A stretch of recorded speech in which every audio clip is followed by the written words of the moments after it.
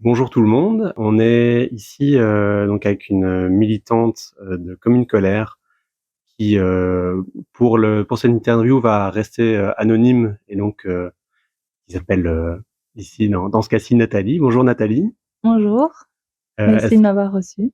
est-ce que tu peux te présenter en quelques mots, un peu voilà, dire d'où tu viens, dans quel secteur tu travailles? Du coup, moi je suis une jeune femme de 26 ans. Je viens de sortir des études, il y a 2 ans et je travaille, dans les thématiques de l'urbanisme, de l'architecture, je suis militante depuis, plusieurs années, déjà avant Commune Colère, quoi. Et donc tu fais partie du collectif Commune Colère. Est-ce que tu peux présenter un peu le collectif? Oui, je suis partie de Commune Colère, ça fait, je pense 6 mois à peu près qu'il a été créé. Sur Mons en tout cas, parce qu'il y avait déjà une antenne qui existait à Bruxelles avant. En fait, c'est venu de l'idée on était pas mal de collectifs avec chacun un peu sa thématique. Donc moi, j'étais plutôt dans un collectif pour la défense de l'environnement et on se rend compte qu'on a plein de champs d'action, mais au final, ils se regroupent assez facilement en ce moment. Et donc on s'est dit, en fait, ce serait plus sympa si on pouvait tous se regrouper et essayer de monter des actions ensemble face aux dérives actuelles qu'on rencontre dans notre pays qui finalement touchent tout le monde. Et donc autant mutualiser les forces actives plutôt que de rester chacun dans sa lutte.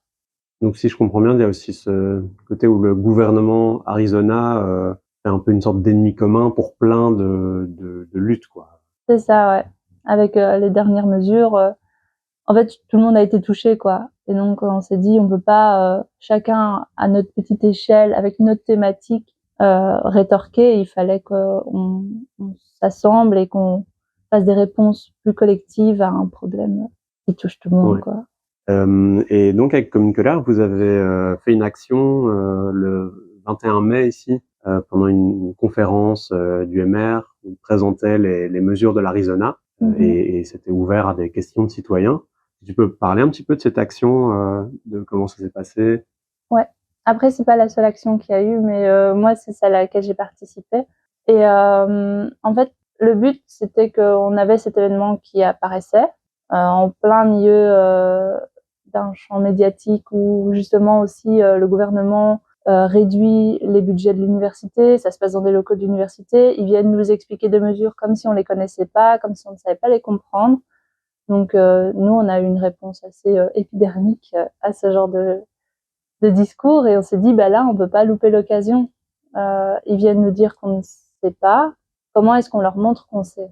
Et donc l'idée à l'origine c'était d'aller et de poser des questions qui dérangent, qui mettent en contradiction ce qu'ils essayent de nous faire croire et ce qu'ils mettent vraiment en place. Ça c'était le premier objectif. Puis en fait on a réfléchi, on s'est dit oui mais si on ne sait pas poser nos questions, qu'est-ce qu'on fait?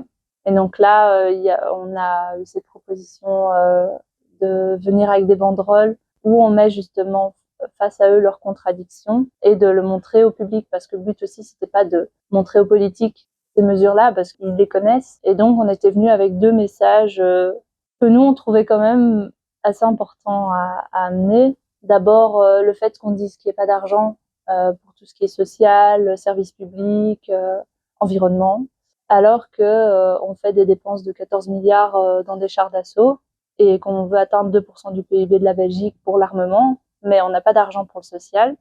Donc là, on voulait un peu mettre en contradiction ce qu'ils nous disent pour réduire le chômage, pour réduire les pensions, face au fait qu'on trouve de l'argent pour l'armement. Et le deuxième message aussi, c'était un peu leur montrer qu'il faut faire des efforts, mais que tout le monde n'en fait pas forcément.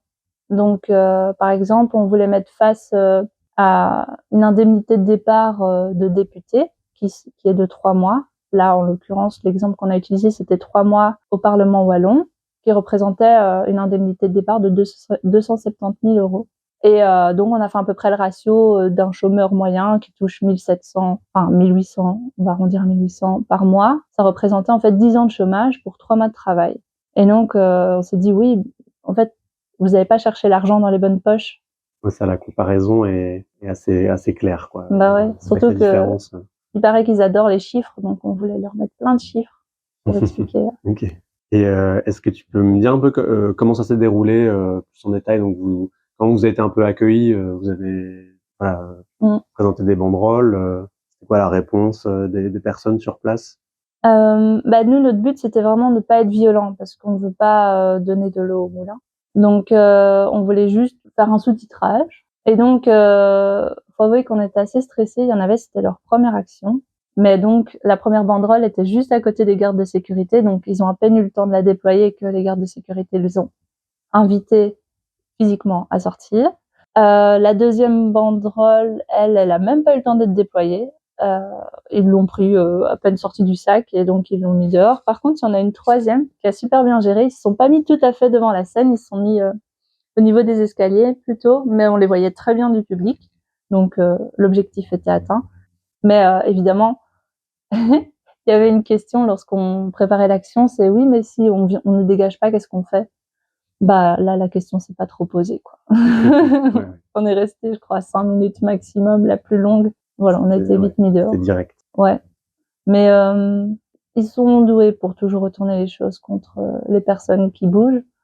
Donc ça a été accueilli d'une manière oui, mais vous savez, on va répondre aux questions, il suffisait de venir avec vos questions, pourquoi toujours être dans l'interruption, dans essayer de faire des scènes, alors que là on est dans un contexte démocratique, donc vous pouvez venir poser vos questions.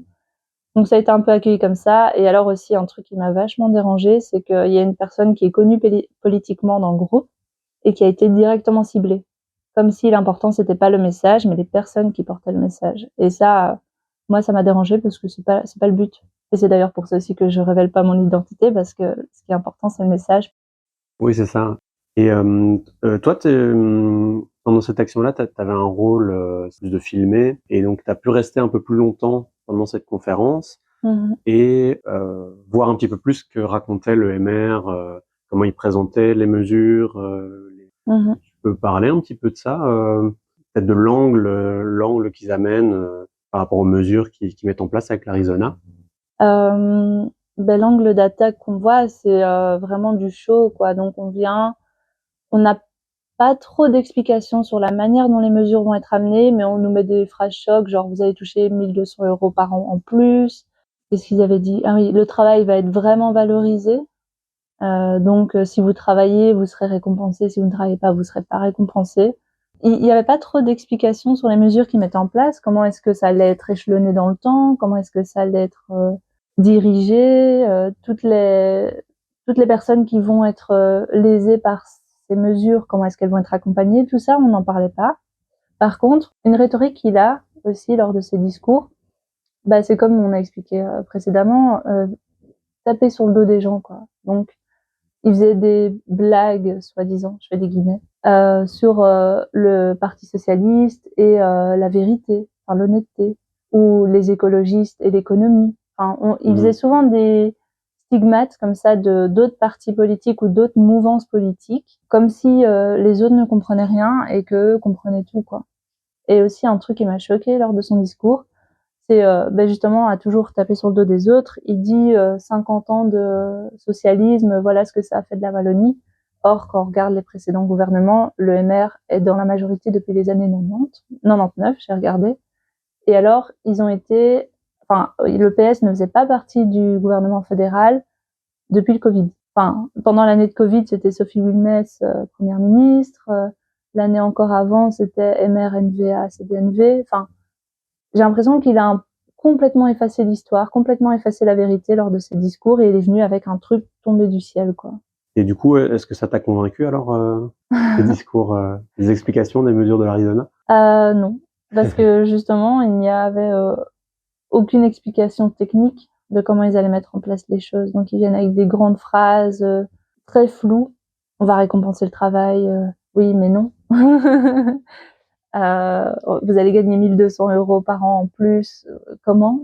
En fait, moi je trouve qu'ils n'ont pas expliqué du tout les mesures. Ils ont juste repris ce qu'ils mettent dans leur campagne de publicité, quoi. Il n'y a pas d'aspect technique. Et alors aussi, j'étais restée pour poser une question.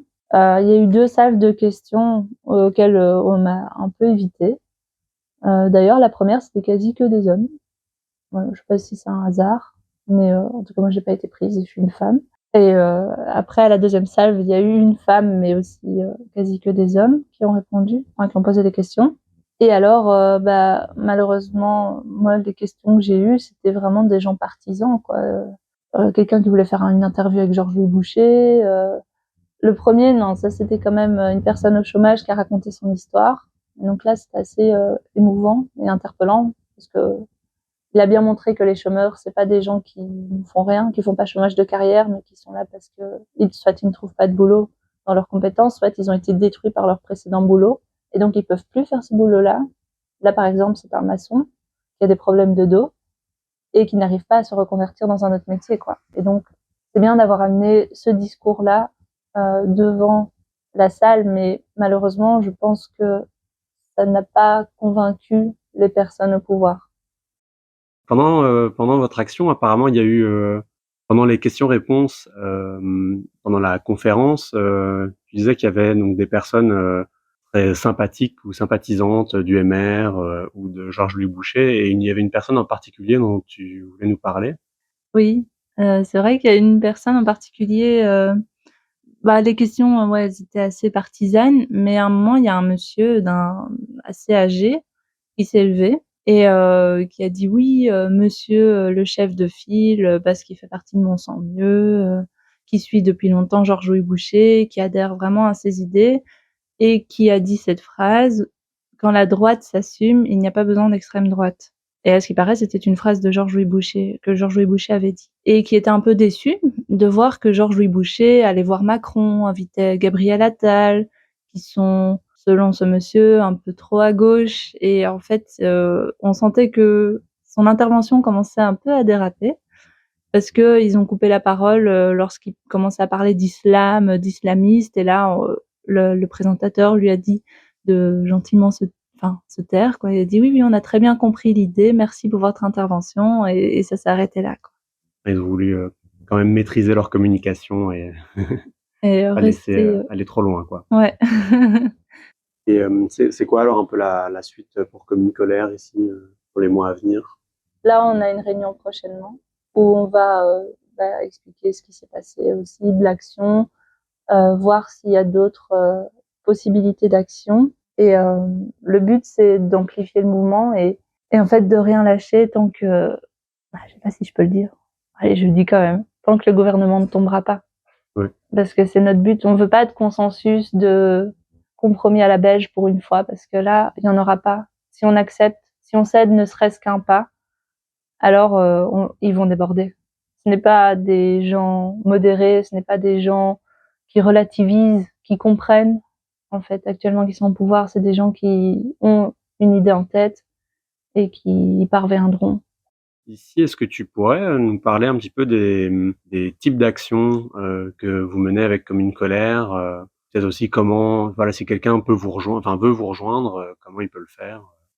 Ici, les actions, c'est assez large. Le spectre est très large, donc il y a des actions assez légales et faciles à faire, qui sont simplement du tractage, rejoindre des manifestations, rejoindre des piquets de grève, venir en soutien, aux luttes sociales actuelles et venir amplifier les mouvements.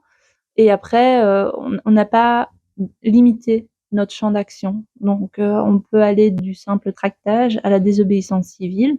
C'est toujours sous forme d'aller-retour démocratique, quand on établit une action. Donc, il y a des gens qui se portent volontaires pour établir une action. On propose l'action en assemblée générale. Si l'assemblée générale la valide, alors on entame l'action, mais on essaie toujours que les actions que nous menons soient acceptées par le groupe. Et alors, si vous voulez rejoindre Commune Colère, tout le monde est le bienvenu.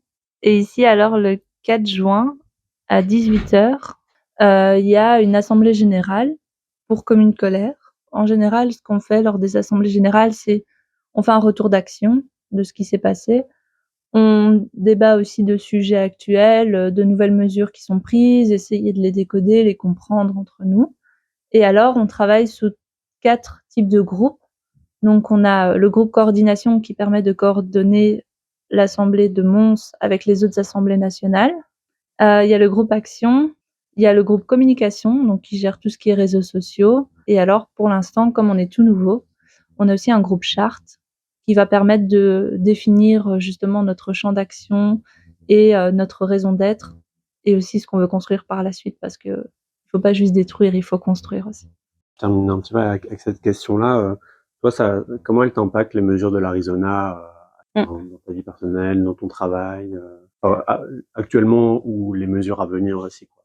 En fait, on a un pays où on a des mesures sociales vraiment fortes, et je trouve que c'est plutôt, valorisant, en fait, d'être dans un pays comme ça, et je n'ai pas envie de perdre, ces acquis sociaux qui font un peu le fait que je suis fière d'être en Belgique, quoi. On est quand même un pays encore modéré.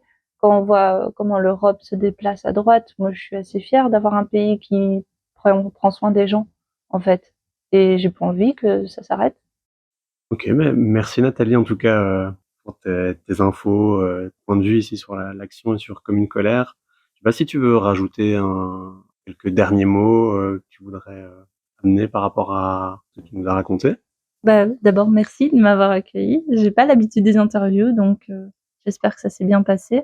Ce que j'avais envie d'amener, c'était aussi, ne rien faire, c'est, être d'accord avec ce qui se passe. Donc rien que le fait de venir échanger avec, d'autres militants, bah, vous faites quelque chose et vous n'approuvez pas ce qui se passe, quoi. Donc n'hésitez pas à venir.